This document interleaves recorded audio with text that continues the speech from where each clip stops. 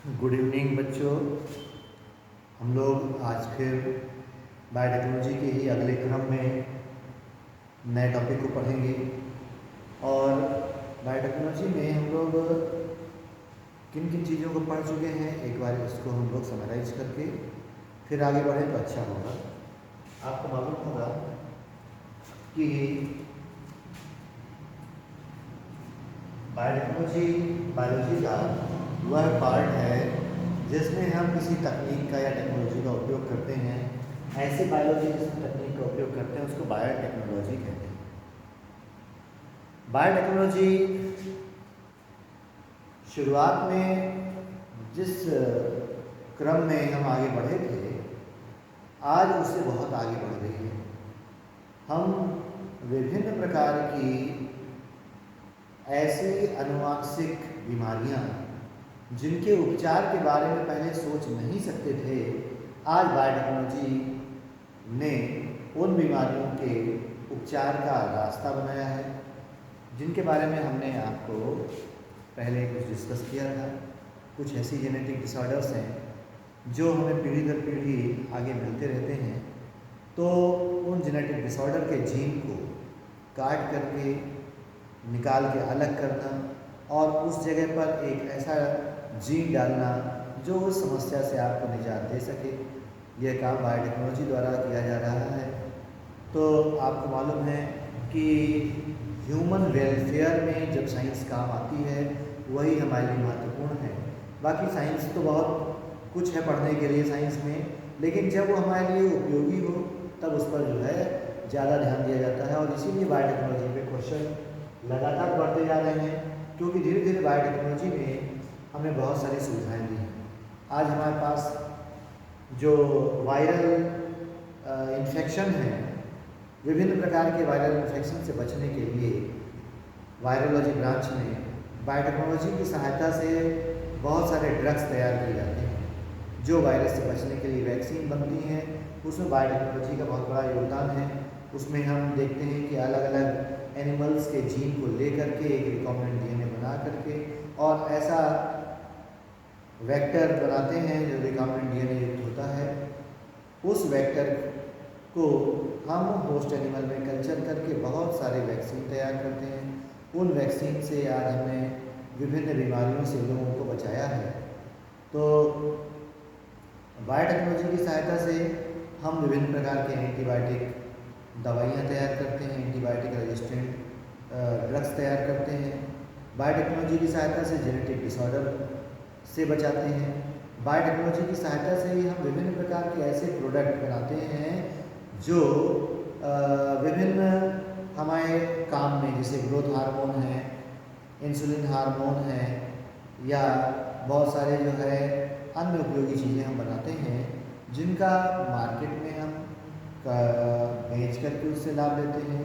Human welfare में वो चीज़ें काम आती हैं। बायोटेक्नोलॉजी के कारण वो चीज़ें आसानी से सर्वसुलभ हो पा रही हैं, जिस कारण से उनकी कास्ट भी कम हो गई है और उनका उत्पादन भी आसान हो गया है। जो चीज़ें टाइम टेकिंग थी उसका टाइम भी कम हो गया है। हम बैक्टीरिया में जब कल्चर मीडिया में किसी चीज़ को कल्टीवेट करते हैं तो कम समय में वो चीज़ें जल्दी तैयार हो जाती हैं। जबकि नेचुरल सिस्टम में आप देखते थे तो इंसुलिन हार्मोन बनना किसी एनिमल में, जब वो एनिमल बड़ा होगा तो उसमें पैंक्रियाज डेवलप होगी तब इंसुलिन बनेगा, वो टाइम टेकिंग पार्ट है। तो इन सब में जो महत्वपूर्ण काम करने के लिए हम वेक्टर यूज करते हैं, उस वेक्टर का नाम, सबसे महत्वपूर्ण वेक्टर आपको बताया था PBR 322। इस PBR 322 वेक्टर के बारे में हम लोग पढ़ चुके हैं। थोड़ा सा उसके डिटेल में जाना है। कौन कौन सी चीज़ें हम लोग पढ़ चुके हैं या हमारी रिक्वायरमेंट कौन कौन सी है बायोटेक्नोलॉजी में, उसमें आपको मालूम है कि सबसे पहले तो आपका जो रिक्वायरमेंट है वो है वेक्टर। वेक्टर कहाँ से मिलते हैं इसके बारे में भी हम लोग आगे बढ़ते हैं। ये कोई बैक्टीरिया सेल है, बैक्टीरियल सेल में उसका जो डीएनए है उसके अलावा एक्स्ट्रा क्रोमोसोमल डीएनए है, उनको हम वेक्टर के रूप में उपयोग करते हैं, इनको हम निकाल लेते हैं और इनमें इन वेक्टर में आवश्यक संशोधन करके उसमें कोई डिजायर जीन जोड़ करके हम रिकॉम्बिनेंट डीएनए टेक्नोलॉजी का उपयोग करते हैं। सेकेंड रिक्वायरमेंट क्या है हमारी, एक होस्ट सेल होना चाहिए जिसमें वेक्टर को हम कल्चर करने के लिए डालेंगे। ठीक है, तो सामान्यतः ई कोलाई की सेल को बहुत ज़्यादा हम लोग उपयोग करते हैं, लेकिन ई कोलाई के अलावा बहुत सारे होस्ट सेल कोई भी हो सकते हैं। तीसरी हमारी जो रिक्वायरमेंट है वो है रिस्ट्रिक्शन इंडोन्यूक्लिएज।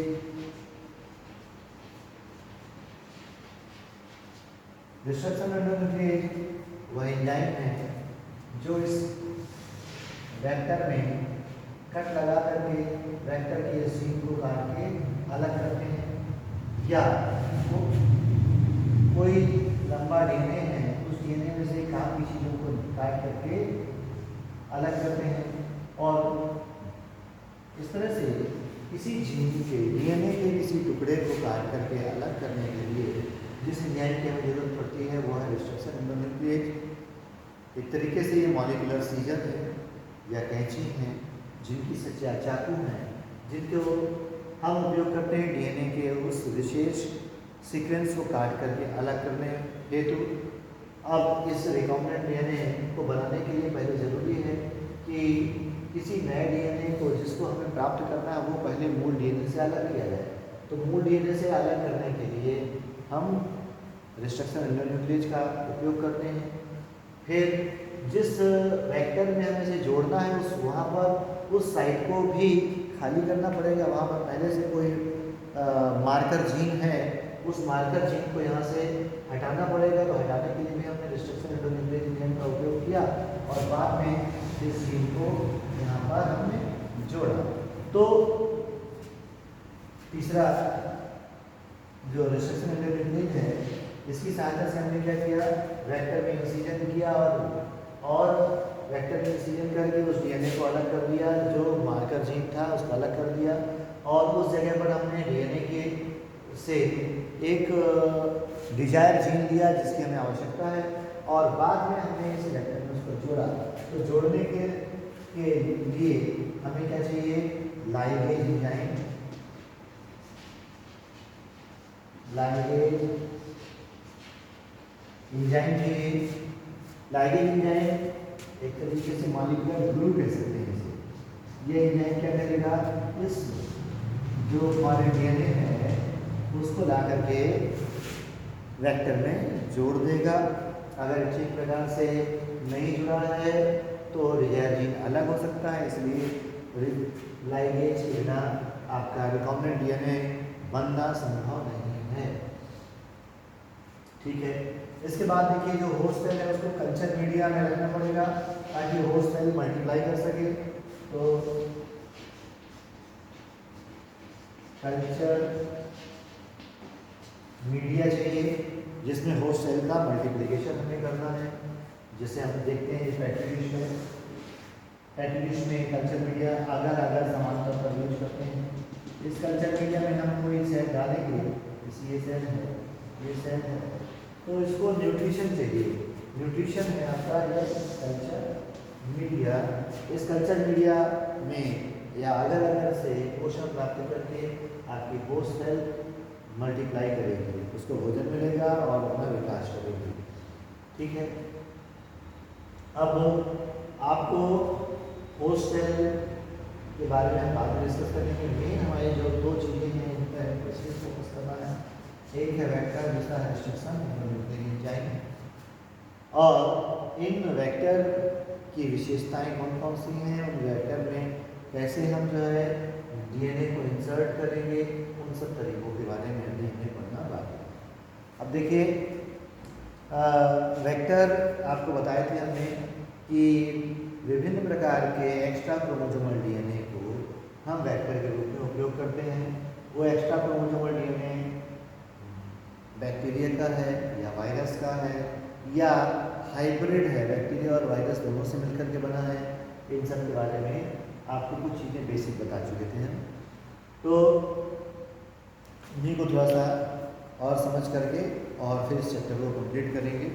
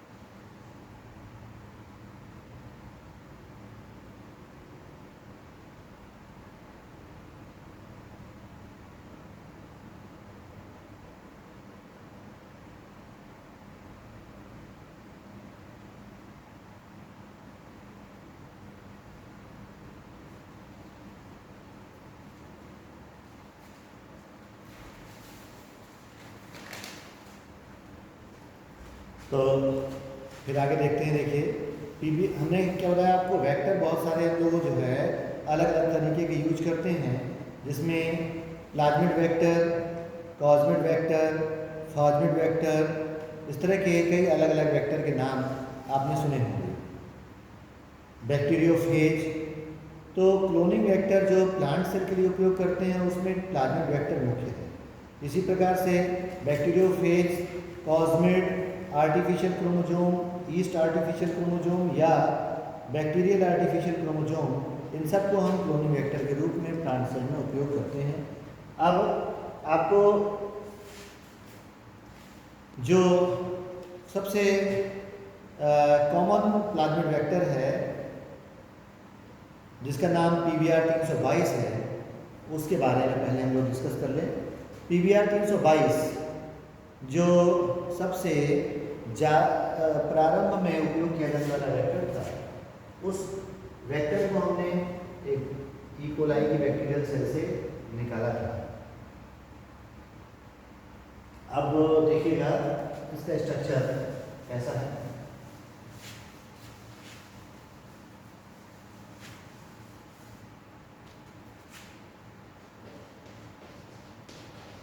PBR 322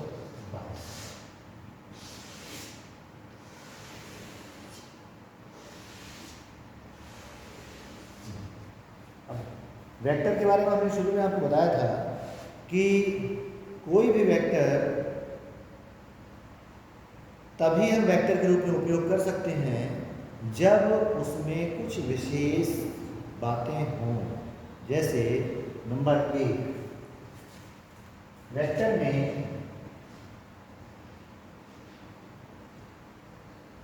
ओरिसाइट यानी ओरिजिन ऑफ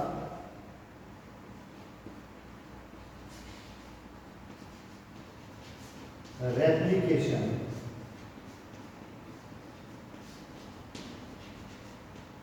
साइट होनी चाहिए। क्यों महत्वपूर्ण है ये, इसको भी जान लीजिए। जैसे हमने एक और सेल से ये एक्स्ट्रा क्रोमोसोमल डीएनए निकाल के अलग किया। अब इसमें हमने कोई ये डीएनए था, डीएनए से डिजायर जीन निकाला और यहाँ से भी हमने मार्कर जीन को काट के अलग किया। काट के अलग करने के बाद यहाँ पर रिस्ट्रक्शन इंडोजीन के लिए यूज करेंगे, यहाँ पर भी रिस्ट्रक्शन इंडोजीन के लिए यूज करेंगे। अब ये वेक्टर में ये साइड काटने के बाद अलग होगी।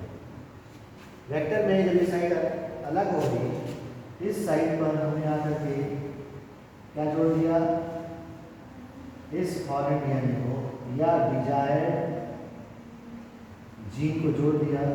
डिजायर्ड जीन को जोड़ने के कारण अभी बन गया रिकॉम्बिनेंट डीएनए। तो रिकॉम्बिनेंट डीएनए बना लिया हमने। अब रिकॉम्बिनेंट डीएनए बना जिसमें हमने क्या जोड़ा है, ये फॉरेन जीन जोड़ा है। इस रिकॉम्बिनेंट डीएनए को हम किसी होस्ट सेल में भेजेंगे या डालेंगे, इसको होता है ट्रांसफॉर्मेशन। तो जब रिकॉम्बिनेंट डीएनए होस्ट सेल में पहुंचेगा यानी ट्रांसफॉर्म हो जाएगा, तो इस होस्ट सेल के अंदर वह सभी पोषक पदार्थ उपलब्ध रहेंगे जो रेप्लिकेशन करने के लिए आवश्यक है। होस्ट सेल में जब सभी पोषक पदार्थ उपलब्ध हो जाएंगे तो ये डीएनए विभिन्न पोषक पदार्थों को लेकर के डीएनए अपने जैसा डीएनए बनाएगा, और डीएनए अपने जैसा डीएनए तभी बना पाएगा जब डीएनए में रेप्लिकेशन ओरिजिन साइट होगी। ये पहली रिक्वायरमेंट है किसी वेक्टर में, रेप्लिकेशन ओरिजिन साइट अगर नहीं है तो वो वेक्टर नहीं किसी होस्ट सेल में मल्टीप्लिकेशन नहीं कर पाएगा, और मल्टीप्लिकेशन यानी रेप्लिकेशन शुरू करने के लिए जो साइट होनी चाहिए वो वेक्टर में देखने के बाद ही हम उसको आगे उपयोग में लाएंगे, अन्यथा उपयोग में नहीं लाएंगे। तो पहली चीज हो गई आपकी, वेक्टर में ओरिजिन ऑफ रेप्लिकेशन साइट होनी चाहिए। दूसरी चीज,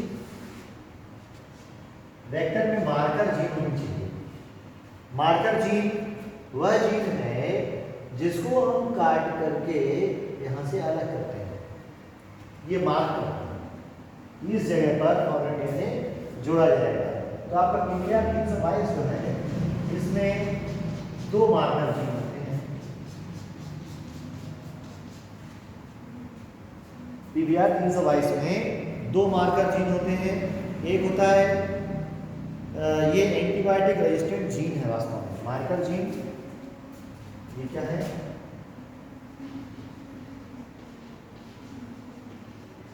मार्कर साइट या इसको कहेंगे एंटीबायोटिक रेजिस्टेंट जीन।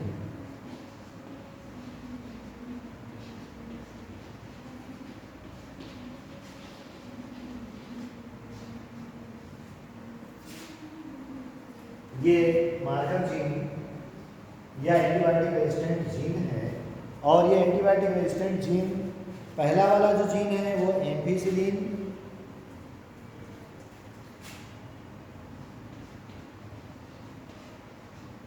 और दूसरा वाला है टेट्रासाइक्लिन के प्रति रेजिस्टेंट, आर मतलब होगा रेजिस्टेंट जीन। एम्फीसिलिन एक एंटीबायोटिक ड्रग है, टेट्रासाइक्लिन दूसरा एंटीबायोटिक ड्रग है। एम्फीसिलिन एंटीबायोटिक ड्रग जो है उसके प्रति जो रेजिस्टेंट जीन है वो पाया जाने का मतलब यह हो गया कि ये कोई कल्चर मीडिया है जिसमें एक ड्रग है एम्फीसिलिन। कल्चर मीडिया में दवा कौन सी है, एम्फीसिलिन भरी हुई है, और एम्फीसिलिन के कल्चर मीडिया में अगर हम इस पीवीआर 322 को डालेंगे तो उसमें क्या है, रेजिस्टेंट जीन एम्फीसिलिन का है। ये बताया हमने एंटीबायोटिक रेजिस्टेंट जीन है, जिस कारण से इस एम्फीसिलिन की उपस्थिति में ये पीवीआर 322 नष्ट नहीं होगा।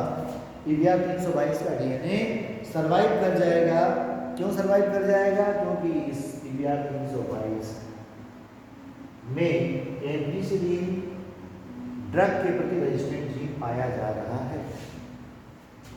ठीक इसी प्रकार से ये जो बताया एम्फीसिलिन रेजिस्टेंट जीन भी है, और दूसरा जीन कौन सा, टेट्रासाइक्लिन रेजिस्टेंट जीन भी है। जो टेट्रासाइक्लिन रेजिस्टेंट जीन है उस टेट्रासाइक्लिन रेजिस्टेंट जीन में भी यही विशेषता पाई जाती है कि टेट्रासाइक्लिन रेजिस्टेंट जीन जो है वो यदि इसमें उपस्थित है तो टेट्रासाइक्लिन ड्रग अगर कल्चर मीडिया में है तो उस कल्चर मीडिया में ये डीएनए आपका पीवीआर 322 वाला वेक्टर सर्वाइव करेगा, जीवित रहेगा और अपने जैसे नए डीएनए बना पाएगा। लेकिन अगर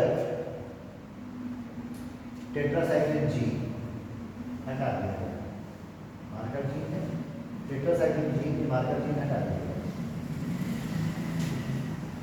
और इसकी जगह पर हमने जो डिजायर डीएनए था, ये मानिए फॉरेन डीएनए है, फॉरेन डीएनए को हमने डाला था यहाँ पर जोड़ दिया।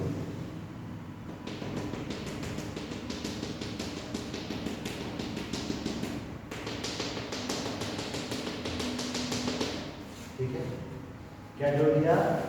फॉरेन डीएनए जोड़ दिया, जो डिजायर जीन है, हमारी आवश्यकता का जीन है, यानी ऐसा जीन है जिसको हम उपयोग करते हैं किसी विशेष उद्देश्य के लिए। हो सकता है वो इंसुलिन हार्मोन बनाने के लिए हो, कोई विशेष वैक्सीन बनाने के लिए हो, कोई विशेष उद्देश्य से हमने जोड़ा। अगर जोड़ दिया और इस जगह पर हमने क्या बताया, टेट्रासाइक्लिन रेजिस्टेंट जीन हट गया, तो ऐसे नहीं। आपने क्या किया, जब इस प्लाज्मिड वेक्टर को आप एम्फीसिलिन ड्रग के कल्चर मीडिया में डालेंगे तो एम्फीसिलिन रेजिस्टेंट जीन है तो ये सुपर जीन बचेगा, लेकिन एम्फीसिलिन के स्थान पर अगर आप टेट्रासाइक्लिन के कल्चर मीडिया में अगर इसको डालेंगे तो टेट्रासाइक्लिन का कल्चर मीडिया जो है, टेट्रासाइक्लिन ड्रग क्या करेगा, उस बैक्टीरिया के डीएनए को नष्ट कर देगा, या उस जिसमें टेट्रासाइक्लिन रेजिस्टेंट जीन नहीं है। देखिए यहाँ पर आपने टेट्रासाइक्लिन रेजिस्टेंट जीन को हटा दिया है। तो अगर ऐसे टेट्रासाइक्लिन रेजिस्टेंट जीन नहीं है और उसको आपने कल्चर मीडिया में टेट्रासाइक्लिन के लिए रखा, तो ये TBR 322 आपका नष्ट हो जाएगा। इसको क्या बोलेंगे, टेट्रासाइक्लिन सेंसिटिव। ये आप क्या हो गया, TETS सेंसिटिव हो गया टेट्रासाइक्लिन ड्रग के प्रति। यह TBR 322 अब क्या हो गया, सेंसिटिव हो गया। इस प्रकार से हम ऐसे जीन जो एंटीबायोटिक रेजिस्टेंट हैं, इनको हम मार्कर साइट भी कहते हैं या मार्कर जीन भी कहते हैं। इन्हीं मार्कर साइट या मार्कर जीन को ही हम काट करके इस प्लाज्मिड वेक्टर से अलग करते हैं और इन्हीं के जगह पर हम कोई फॉरेन डीएनए को ला करके जोड़ते हैं। तो इसलिए किसी भी वेक्टर में ऐसे marker site, selectable marker site होना बहुत ज़रूरी है। अगर वो सिलेक्टेबल मार्कर साइट नहीं है तो ऐसी स्थिति में हम कोई नया डीएनए, फॉरेन डीएनए इस वेक्टर में नहीं जोड़ सकते, और अगर फॉरेन डीएनए नहीं जोड़ पाएंगे तो रिकॉम्बिनेंट डीएनए का निर्माण नहीं होगा। रिकॉम्बिनेंट डीएनए नहीं बनेगा तो आगे हम जो डिजायर जीन जोड़ के जो प्रोडक्ट तैयार करना चाहते हैं वो हम नहीं बना पाएंगे। इसलिए दूसरी प्रमुख विशेषता इस वेक्टर की क्या है, वेक्टर की विशेषता सेकंड है, इसमें मार्कर जीन या एंटीबायोटिक रेजिस्टेंट जीन होना चाहिए। अब तीसरी चीज़ देखिए क्या है कि मार्कर जीन को हम किसी न किसी रिस्ट्रिक्शन एंडोन्यूक्लियस एंजाइम की सहायता से ही काट के अलग करते हैं, ये तो आपको मालूम है। तो जो आपका टेट्रासाइक्लिन है, साइक्लिन जीन है और एम्पीसाइक्लिन जीन है, तो टेट्रासाइक्लिन एम्पीसाइक्लिन रेजिस्टेंट जीन या टेट्रासाइक्लिन रेजिस्टेंट जीन जो यहाँ पर पाया जा रहा था, उनको हम काटने के लिए किसका उपयोग करते हैं, रिस्ट्रक्शन एंडोन्यूक्लियस एंजाइम का। तो रिस्ट्रक्शन एंडोन्यूक्लियस एंजाइम जिसका हम उपयोग कर रहे हैं, उस रिस्ट्रक्शन एंडोन्यूक्लियस में यह विशेषता होना चाहिए कि यहाँ पर वह इंसिजन कर सके या कटिंग कर सके। तो आपने पढ़ा होगा रिस्ट्रक्शन एंडोन्यूक्लियस एंजाइम किसी विशेष कोड को पहचान करके वहीं पर इंसिजन करते हैं और उन कोड वाली लोकेशन को ही हम विशेष जीन कहते हैं। जैसे ई कोलाई से प्राप्त होने वाला इको आर फर्स्ट, ये लोकेशन है ECOR फर्स्ट।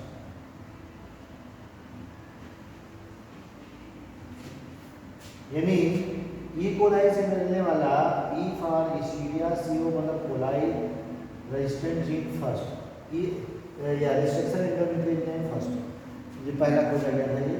तो ये जो रिस्ट्रिक्शन एंडोन्यूक्लियस है वह एक निश्चित साइट पर काम करेगा और वो निश्चित साइट पर कोई निश्चित कोड होगा। तो यहाँ पर कोड कौन सा होता है, GAATTC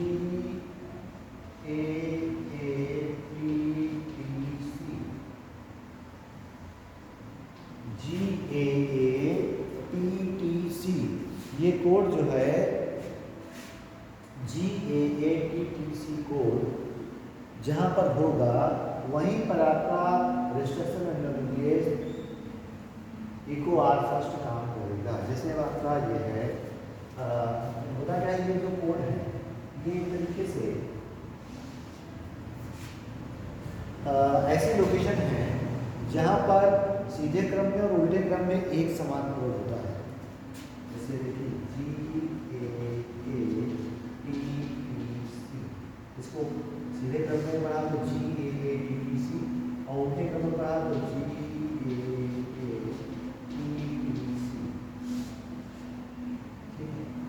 5 से 3 डायरेक्शन और 5 से 3 डायरेक्शन, दोनों क्रम में आप सीधा पढ़े या उल्टा। ऐसे ही जो चेन है, ऐसे जो सीक्वेंसेस हैं वहाँ पर जाकर के ये रिस्ट्रिक्शन एंडोन्यूक्लियेज काम करता है। तो ऐसी साइट को हम क्या बोलते हैं, रिस्ट्रिक्शन साइट। कौन सी साइट, रिस्ट्रिक्शन साइट।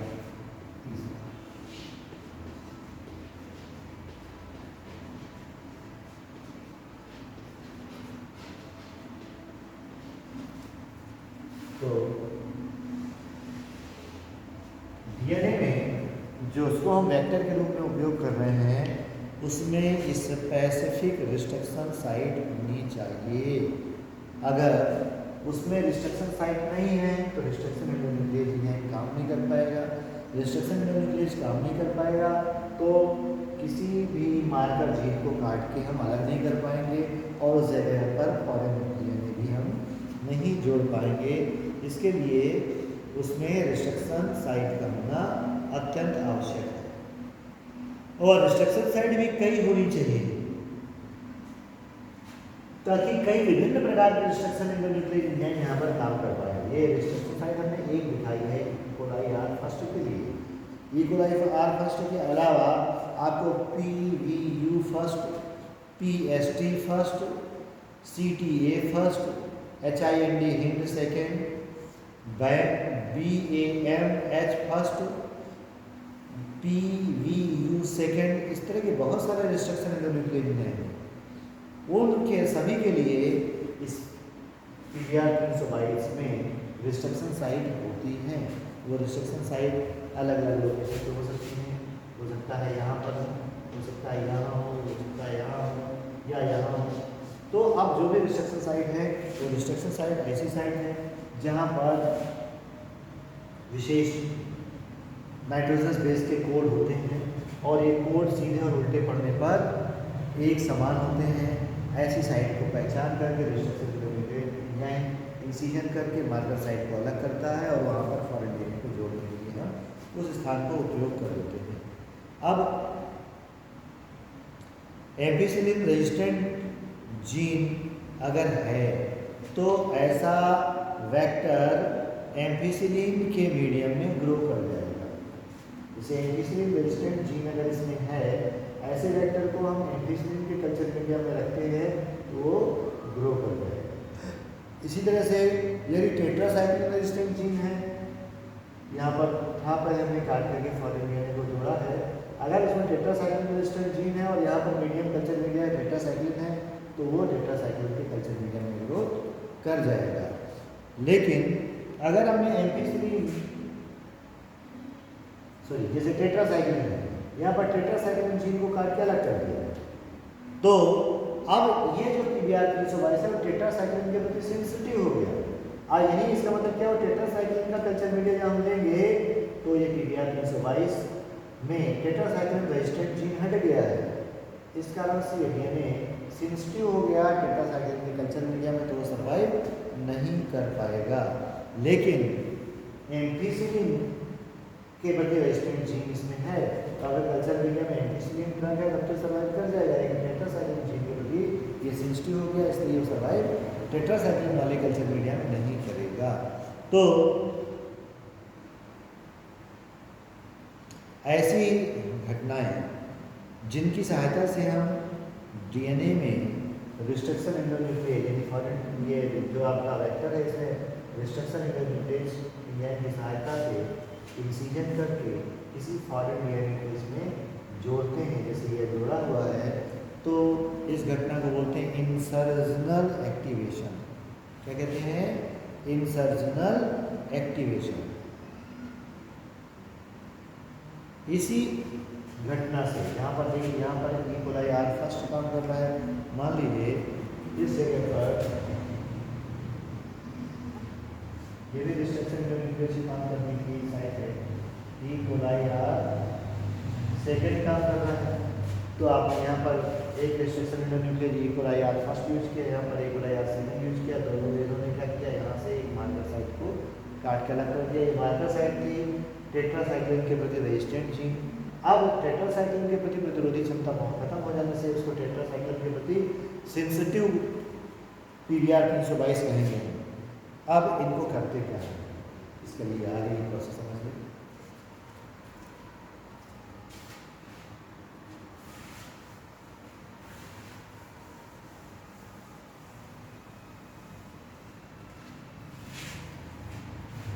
हमने क्या लिया, देखिए एक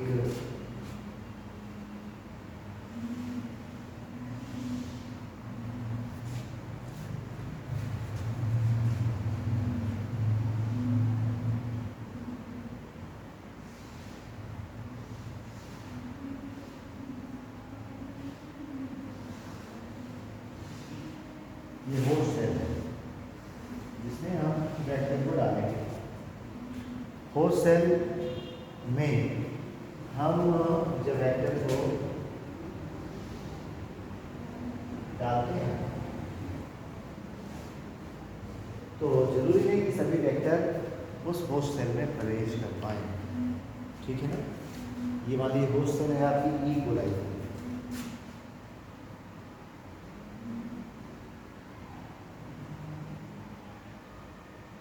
इस ई कोलाई के होस्ट सेल में हमने सभी ई कोलाई के होस्ट सेल में अब इनमें हमने वेक्टर को पहुंचाने का प्रयास किया, तो जरूरी नहीं कि सभी वेक्टर आपके रिकॉम्बिनेंट डीएनए युक्त हों। अब जब वेक्टर कुछ ऐसे हो सकते हैं जो जिसमें रिकॉम्बिनेंट डीएनए नहीं जुड़ पाया, ये बड़ा फॉरेन डीएनए नहीं जुड़ पाया, वो भी वेक्टर है। कुछ ऐसे हैं जिनमें रिकॉम्बिनेंट डीएनए बन गया, फॉरेन डीएनए जुड़ गया। तो ई कोलाई में ऐसा रिकॉम्बिनेंट डीएनए युक्त वेक्टर हो सकता है प्रवेश करे, हो सकता है प्रवेश ना करे। तो पहली कंडीशन तो वो है जब कोई वेक्टर होस्ट के अंदर प्रवेश नहीं कर पा रहा, ठीक है, होस्ट के अंदर प्रवेश नहीं कर पा रहा, तो ऐसी स्थिति को बोलते हैं हम नॉन ट्रांसफॉर्मेंट वेक्टर। क्या कहते हैं? Non transformant.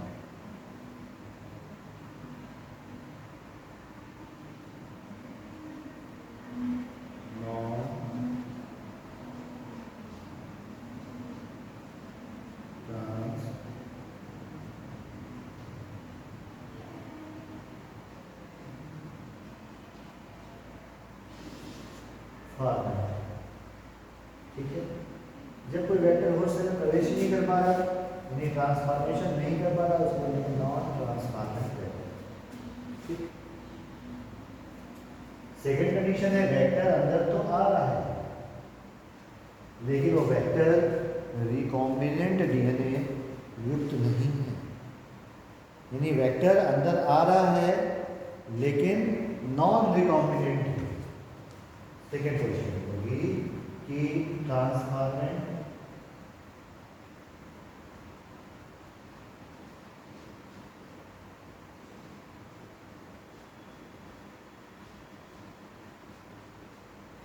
मतलब अंदर प्रवेश कर रहा है होस्ट सेल में, लेकिन क्या है, नॉन रिकॉम्बिनेंट है।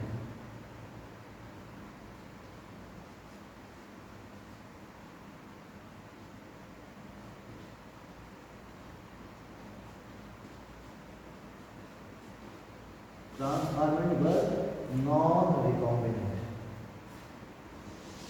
ये सेकेंड पोजीशन। और जो वेक्टर प्रवेश किया उसमें कोई फॉरेन डीएनए नहीं जुड़ा, वेक्टर जिस रूप में था उसी रूप में होस्ट सेल में प्रवेश कर गया। तीसरी कंडीशन ऐसी हो सकती है कि वेक्टर अंदर प्रवेश भी कर रहा है और जो वेक्टर प्रवेश कर रहा है उसमें फॉरेन डीएनए जुड़ा हुआ है, तो उसको क्या बोलेंगे हम? Transformant and recombinant.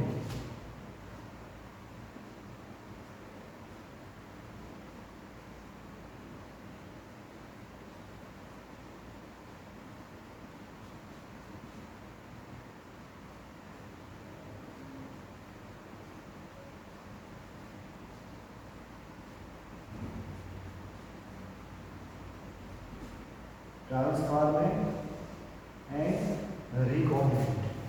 तो वह वेक्टर हमारे लिए काम का है जो ट्रांसफॉर्मेशन भी कर रहा है, यानी होस्ट से प्रवेश भी कर रहा है, और साथ में उसमें रिकॉम्बिनेंट डीएनए जुड़ा हुआ है।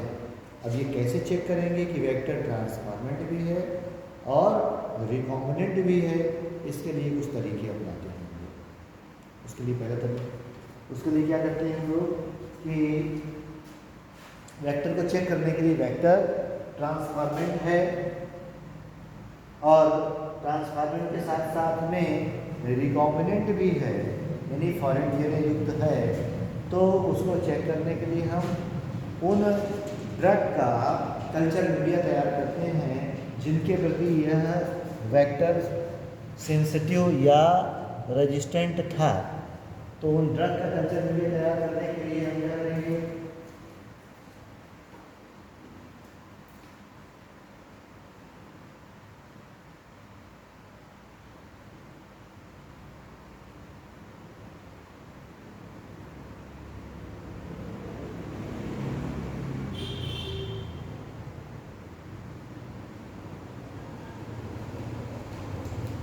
हम क्या करेंगे? दोनों के कल्चर मीडिया अलग से तैयार करेंगे। जैसे अब ये कल्चर मीडिया हमने तैयार किया,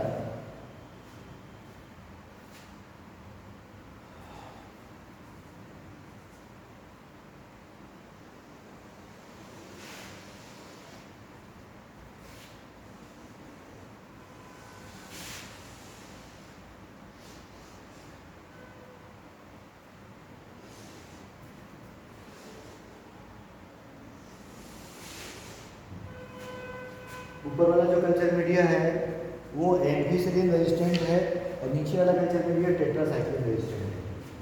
ये कौन सा है? ऊपर वाला जो कल्चर मीडिया है वो है एम्फीसिलिन ड्रग युक्त, और नीचे वाला जो कल्चर मीडिया है वो है टेट्रासाइक्लिन ड्रग, यानी एंटीबायोटिक जो ड्रग है ये दो अलग अलग पेट्री डिश है। मान लीजिए ऊपर वाली पेट्री डिश है सब में एम्फीसिलिन है, नीचे वाली तीनों पेट्री डिश सब में टेट्रासाइक्लिन है। तो आपको हमने शुरू में बताया था कि जो नॉन ट्रांसफॉर्मेंट वेक्टर है वो ना तो एम्फीसिलिन युक्त कल्चर मीडिया के होस्ट में प्रवेश कर पाएगा, ना टेट्रासाइक्लिन युक्त कल्चर मीडिया के होस्ट में प्रवेश कर पाएगा। क्लियर? दूसरा जो ट्रांसफॉर्मेंट वेक्टर है लेकिन नॉन रिकॉम्बिनेंट है। नॉन रिकॉम्बिनेंट का मतलब क्या हो गया? उसमें एम्फीसिलिन रेजिस्टेंट जीन भी पाया जा रहा है और टेट्रासाइक्लिन रेजिस्टेंट जीन भी पाया जा रहा है। तो अगर एम्फीसिलिन रेजिस्टेंट जीन पाया जा रहा है तो ये एम्फीसिलिन के कल्चर मीडिया में भी जीवित रहेगा और टेट्रासाइक्लिन के कल्चर मीडिया में भी जीवित रहेगा, क्योंकि उसमें एम्फीसिलिन से बचने के लिए एम्फीसिलिन रेजिस्टेंट जीन है तो एम्फीसिलिन का कल्चर मीडिया है उसमें भी जीवित रहेगा, टेट्रासाइक्लिन का कल्चर मीडिया है तो टेट्रासाइक्लिन रेजिस्टेंट जीन है तो उसमें भी जीवित रहेगा। कोई उत्तर नहीं। देखिए अगर रिकॉम्बिनेंट वेक्टर है तो बताया था कि ट्रांसफॉर्मेंट भी है, ट्रांसफॉर्मेंट का मतलब किसी होस्ट में प्रवेश कर पा रहा है और साथ में रिकॉम्बिनेंट डीएनए युक्त है। तो रिकॉम्बिनेंट डीएनए युक्त है तो हमने बताया था रिकॉम्बिनेंट डीएनए जो था वो हमने कैसे बनाया था? यहाँ पर टेट्रासाइक्लिन के प्रति जो रेजिस्टेंट जीन था उसको काट करके अलग कर दिया। तो टेट्रासाइक्लिन रेजिस्टेंट जीन इसमें नहीं है, एम्पिसिलिन रेजिस्टेंट जीन है। तो एम्पिसिलिन रेजिस्टेंट जीन है तो एम्पिसिलिन के कल्चर मीडिया में तो ये सर्वाइव कर जाएगा। एम्पिसिलिन रेजिस्टेंट जीन है इसमें, इसको हमने नहीं टच किया, ये उपस्थित है तो एम्पिसिलिन के कल्चर मीडिया में तो ये प्रतिरोधी क्षमता युक्त जीन होने के कारण जीवित बचा रहेगा। लेकिन टेट्रासाइक्लिन रेजिस्टेंट जीन हट गया। जब टेट्रासाइक्लिन के कल्चर मीडिया में हमने इसको डाला और उसमें टेट्रासाइक्लिन रेजिस्टेंट जीन नहीं है तो उस कल्चर मीडिया में जीवित नहीं रह पाएगा। इस विधि द्वारा हम ये पता कर लेते हैं कि बैक्टीरिया एंटीबायोटिक रेजिस्टेंट है कि नहीं है। ठीक है, ये वेक्टर कैसे हम यूज करें, एंटीबायोटिक अगर रेजिस्टेंट है तो हमारे काम का है नॉन तो बैक्टीरिया ये वेक्टर रिकॉम्बिनेंट है कि नॉन रिकॉम्बिनेंट है, इसको पता करने का तरीका ये है। रिकॉम्बिनेंट वेक्टर अगर होगा तभी वो वेक्टर टेट्रासाइक्लिन रेजिस्टेंट जीन की अनुपस्थिति के कारण टेट्रासाइक्लिन के कल्चर मीडिया में जीवित नहीं बचेगा। अगर वेक्टर नॉन रिकॉम्बिनेंट है तो कोई भी जो है कल्चर मीडिया ले लें, चाहे टेट्रासाइक्लिन का दें चाहे एंटीसाइक्लिन का दें, दोनों कल्चर मीडिया में सर्वाइव करेगा। तो इस प्रकार से यह जानने के लिए हम एंटीबायोटिक रेजिस्टेंट जीन इसको चेक कर लेते हैं और उस रेजिस्टेंट जीन की जानकारी करने के बाद हमें पता चल जाता है कि वेक्टर में हमने मतलब बहुत सारे वेक्टर जो तैयार किए, उन तैयार किए गए वेक्टर में हमारे किस वेक्टर में फॉरेन डीएनए जुड़ा है। जिस वेक्टर में फॉरेन डीएनए जुड़ा होगा उसमें टेट्रासाइक्लिन रेजिस्टेंट जीन नहीं होगा और वो वेक्टर आपका ट्रांसफॉर्मेशन तो करेगा लेकिन ट्रांसफॉर्मेशन के बाद रिकॉम्बिनेशन नहीं करेगा। रिकॉम्बिनेंट जीन इसमें है और रिकॉम्बिनेंट जीन होने के कारण चूंकि फॉरेन डीएनए इसमें है तो उस कारण से यह टेट्रासाइक्लिन वाला जीन न होने के कारण टेट्रासाइक्लिन के कल्चर मीडिया में सर्वाइव नहीं करेगा। इस प्रकार से हम वेक्टर में कौन सा वेक्टर फॉरेन डीएनए युक्त है इसकी जानकारी हम कल्चर मीडिया में अलग अलग प्रयोग करके कर लेते हैं। और जिस वेक्टर में हम पा जाते हैं कि इसमें फॉरेन डीएनए जुड़ गया है, इस वेक्टर को बोलेंगे हम रिकॉम्बिनेंट डीएनए और इसी को हम अब होस्ट सेल में पहुंचा करके आगे एम्प्लीफिकेशन करेंगे, यानी बहुत सारे वेक्टर कल्चर मीडिया में बनाएंगे। फिर ये वेक्टर को सुटेबल एनवायरनमेंट दे करके हम उनको प्रोटीन सिंथेसिस के लिए विशेष तरीके की एंजाइम या हार्मोन बनाने के लिए उपयोग में लाएंगे। ठीक है, तो ये विधि आपको समझ में आ गई। अब वेक्टर पीडीआर 322 आपको क्लियर हो गया होगा। इसके बाद आगे बढ़े।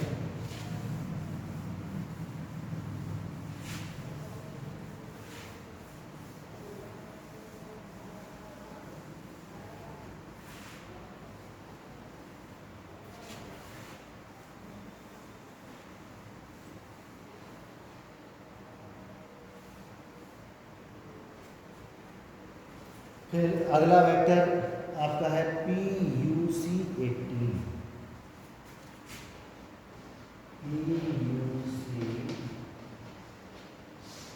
प्लाज्मिड वेक्टर है ये भी।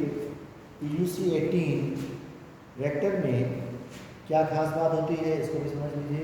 आपका जो था लैग जेड जीन को एक्सजेल में डालने पर यह ब्लू कलर देता है। इसमें लैग जेड जीन होता है, एम्पिसिलिन रेजिस्टेंट जीन होता है और दूसरा लैग जेड जीन होता है। यानी इसमें एक जीन ये है एम्पिसिलिन रेजिस्टेंट जीन और दूसरा जीन होता है लैग जेड। कौन सा जीन? ये जीन है lag Z. Marker second marker है ये। पहला मार्कर था एम्पिसिलिन रेजिस्टेंट जीन और दूसरा मार्कर था लैग जेड जीन। इसमें टेट्रासाइक्लिन रेजिस्टेंट जीन नहीं पाएगा। अब देखिए होता क्या है, ये जो लैग जेड जीन है, ये लैग जेड जीन की एक विशेषता ये होती है कि ये lag Z gene beta galactosidase enzyme का निर्माण करता है जो लैक्टोज को ग्लूकोज और फ्रक्टोज में तोड़ता है। लैक्टेज जीन क्या करता है? बीटा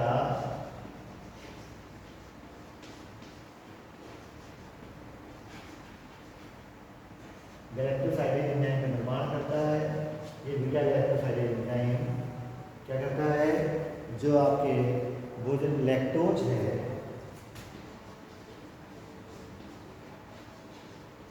जो कि डाइसैकेराइड है, उस डाइसैकेराइड को ग्लूकोज प्लस फ्रक्टोज में तोड़ देता है। अब लैक्जेट जीन का फंक्शन आपको समझ में आ गया। ये बीटा गैलेक्टोसाइडेज एंजाइम का निर्माण करता है और इस लैक्जेट जीन को जब हम एक्स जेल में डालते हैं, इस लैक्जेट जीन को एक कल्चर मीडिया है, उसमें एक्स जेल भरा है।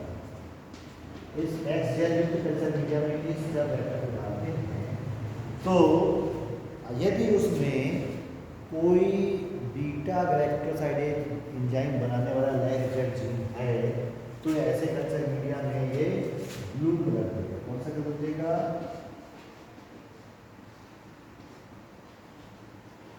Blue colour. कब? जब इसमें कौन सा जीन है? लैक्जेट जीन है। लैक्जेट जीन है अगर तो ये क्या करेगा? ब्लू कलर देगा।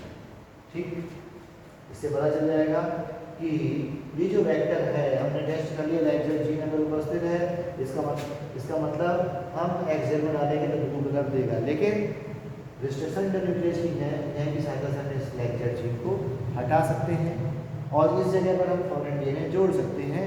अभी तो ये प्लाज्मिड का रहेगा तो हमारे लिए काम का है वेक्टर। तो हमने क्या किया?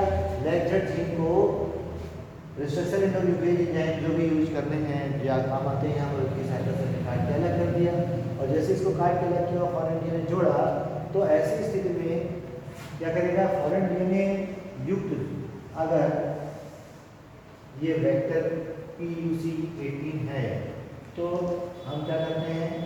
एक्स जेल में अगर इस वेक्टर को डालते हैं तो ये ब्लू कलर नहीं देता, यानी कौन सा कलर देगा? White colour. इससे क्या समझ में आया कि जो PBR 322 के स्थान पर अब हम जब PUC18 प्लाज्मिड वेक्टर यूज करते हैं तो इस प्लाज्मिड वेक्टर में हम रिकॉम्बिनेंट डीएनए बनाने के लिए फॉरेन डीएनए को जोड़ते हैं। फॉरेन डीएनए जुड़ा कि नहीं जुड़ा इसको चेक करने के लिए हम एक्स जेल का यूज करते हैं। हम एक कुछ वेक्टर को एक्स जेल में डालने पर देखते हैं कि ब्लू कलर पा रहे हैं, इसका मतलब इसमें रिकॉम्बिनेंट डीएनए नहीं बना, कोई फॉरेन जीन नहीं जुड़ा। और अगर इसमें फॉरेन जीन जुड़ गया है तो वो कोई कलर नहीं देगा, क्योंकि कलर देने वाला जो साइड है वो है आपका लैक्जेट जीन, वो हमने काट के अलग कर दिया रिस्ट्रिक्शन एंजाइम की सहायता से। तो रिस्ट्रिक्शन इंटरन्यूक्लियस की सहायता से जब हमारा लैक्जेट जीन अलग हो चुका है तो वो ब्लू कलर नहीं देगा, ब्लू कलर नहीं देगा, इसका मतलब एक्सेल में ये व्हाइट कलर देगा। इससे पता चल जाएगा, हमारा चेक हो जाएगा ये प्लाज्मिड वेक्टर अब रिकॉम्बिनेंट डीएनए युक्त वेक्टर बन गया है। अब इसको हम आगे रिकॉम्बिनेंट डीएनए टेक्नोलॉजी में अपने जो उद्देश्य की पूर्ति के लिए उपयोग में ला सकते हैं। ठीक है, तो अगर कल्चर मीडिया में हम ये जेल डालते हैं और जेल में इस कल्चर मीडिया में एक्स जेल डालने पर अगर ब्लू कलर दे रहा है तो यह नॉन रिकॉम्बिनेंट है, अगर वाइट कलर दे रहा है तो वह रिकॉम्बिनेंट वेक्टर है। इस तरह से हम पता करने के बाद उसको आगे यूज करें। ठीक है, तो ये दो प्रमुख वेक्टर आपके PBR 322 और PUC18, ये दो प्रमुख वेक्टर प्लाज्मिड वेक्टर के उदाहरण हैं जो आपने पढ़े। इन प्लाज्मिड वेक्टर का उपयोग हम प्लांट में करते हैं। प्लाज्मिड वेक्टर के बाद फिर अगला वेक्टर है बैक्टीरियोफेज वेक्टर।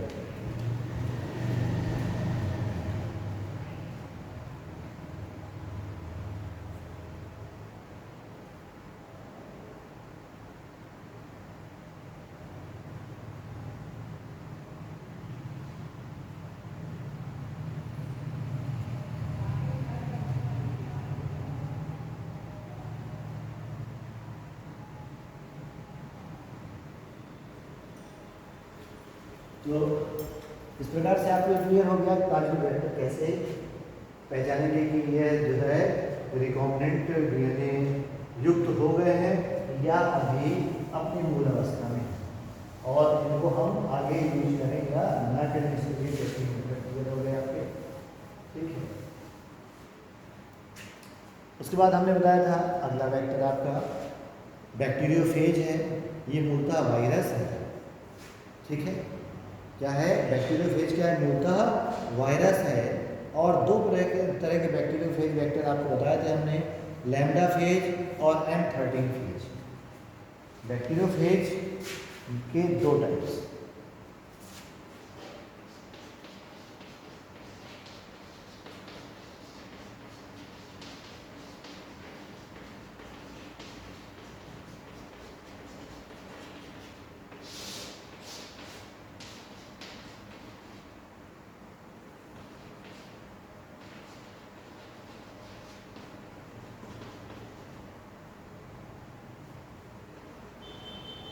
लैम्डा फेज और M13 दो। लैम्डा फेज और M13 ये दोनों बैक्टीरियोफेज वेक्टर हैं। ये बैक्टीरियोफेज पूछा क्या है? वायरस है जो बैक्टीरिया को इन्गल्फ कर जाते हैं, आकार में छोटे होते हैं, इनका ट्रांसफॉर्मेशन आसान होता है, कल्चर मीडिया में सीधे ये होस्ट सेल के अंदर प्रवेश कर जाते हैं। उसके लिए ज़्यादा पेन लेने की जरूरत नहीं है, कोई विशेष टूल्स की जरूरत नहीं होती। बस अंतर ये है कि बहुत सारी जगह पर हम प्लाज्मिड वेक्टर को ही यूज करते हैं, बैक्टीरियोफेज को यूज नहीं कर सकते, वो ज़रूरत के हिसाब से देखना पड़ता है। तीसरा वेक्टर कॉस्मिड वेक्टर है। कॉस्मिड वेक्टर के बारे में और क्या विशेषता है कि लैम्डा फेज के साथ में जब प्लाज्मिड को जोड़ दिया जाता है, लैम्डा फेज का मतलब हो गया bacteriophage, lambda phase in bacteriophage plus इसके साथ आप यदि प्लाज्मिड जोड़ देंगे तो बन जाएगा कॉस्मिड वेक्टर। अब इसमें अंतर क्या आ गया देखिए, इसको भी समझ लीजिए। जो आपका लैम्डा फेज वेक्टर है वो 23 किलो बेस साइज का डीएनए ले जाने में सक्षम था, और जो प्लाज्मिड वेक्टर है वो मैक्सिमम 8 किलो बेस साइज तक का डीएनए ले जाने में सक्षम था। दोनों की क्षमताओं में बहुत बड़ा अंतर था, लेकिन कॉस्मिड वेक्टर जो बना वो 45 किलो बेस साइज का डीएनए ले जाने में सक्षम है, यानी ये बड़े साइज के डीएनए को ले जा सकता है और इसीलिए इसका तैयार किया गया। इसके बाद हमने artificial chromosomes, bacterial artificial chromosome और ईस्ट आर्टिफिशियल क्रोमोसोम को उपयोग करना शुरू किया। बैक्टीरियल आर्टिफिशियल क्रोमोसोम और yeast artificial chromosome back 500 kilo base और या 1000 किलो बेस के फॉरेन डीएनए को ले जाने में सक्षम होते हैं। इसीलिए अब जैसी ज़रूरत होती है हम वैसे वेक्टर का उपयोग करते हैं और वेक्टर की सहायता से हम छोटे बड़े जिस साइज का हमें डीएनए चाहिए उसको हम लोड कर सकते हैं वेक्टर में और उसको हम रिकॉम्बिनेंट डीएनए बनाने के बाद होस्ट सेल के अंदर रेप्लिकेशन हेतु पहुंचा सकते हैं। तो वेक्टर की यूटिलिटी डिपेंड करती है कि हमें किस साइज के डीएनए को इसमें जोड़ना है और उसके आधार पर वेक्टर का चयन किया जाता है। धन्यवाद, आज के लिए इतना काफ़ी है।